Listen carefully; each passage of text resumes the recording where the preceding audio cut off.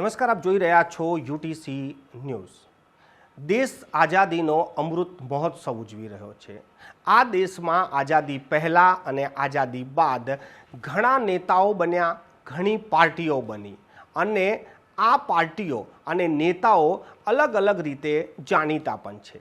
પરંતુ પાછલા 10 વર્ષમાં જો કોઈ પાર્ટી સૌથી તેજ ગતિથી રાષ્ટ્રીય પાર્ટી બની હોય તો તે આમ આદમી પાર્ટી છે।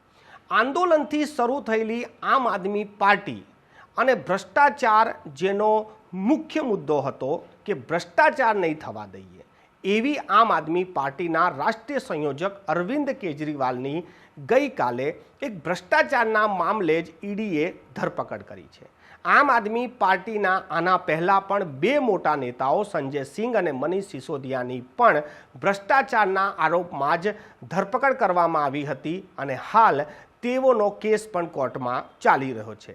ત્યારે અરવિંદ કેજરીવાલને જ્યારે ઈડી પૂછતાછ કરવા માટે ઘરે ગઈ અને ત્યારબાદ તેની અટકાયત કરી, ધરપકડ કરી અને આજે તો 11 દિવસના રિમાન્ડ પણ માંગ્યા અને સાથે સાથે જે આખું આજે કથિત શરાબ ઘોટાલા છે તેના મુખ્ય આરોપી તેમને બનાવી દીધા।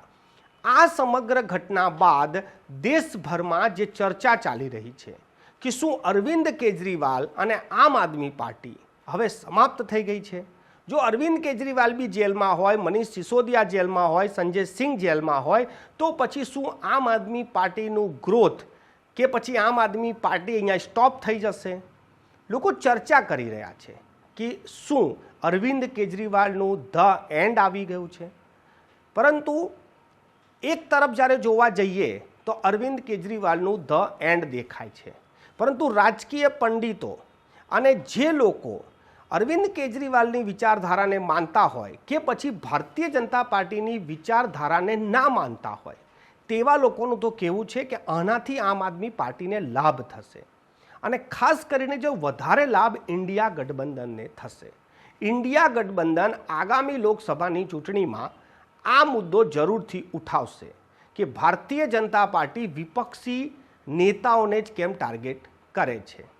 આમ આદમી પાર્ટીને પાછલા લોકસભાની જો વાત કરીએ તો દિલ્હીમાં તે તમામ સીટો હારી ચૂક્યા હતા, પંજાબમાં પણ 4માંથી 1 સીટ તેમની થઈ ગઈ હતી, એટલે લોકસભાની ચૂંટણીમાં આમ આદમી પાર્ટીનું કોઈ પ્રભુત્વ જ નથી અને આ 2024ની ચૂંટણીમાં આમ આદમી પાર્ટી પંજાબની 13 બેઠકો પર ચૂંટણી લડી રહ્યું છે, દિલ્હીમાં પણ તે 3 બેઠક પર ચૂંટણી લડી રહ્યું છે। વાત ગુજરાતની કરીએ તો ગુજરાતમાં પણ 2 બેઠકો પર ચૂંટણી લડી રહ્યું છે।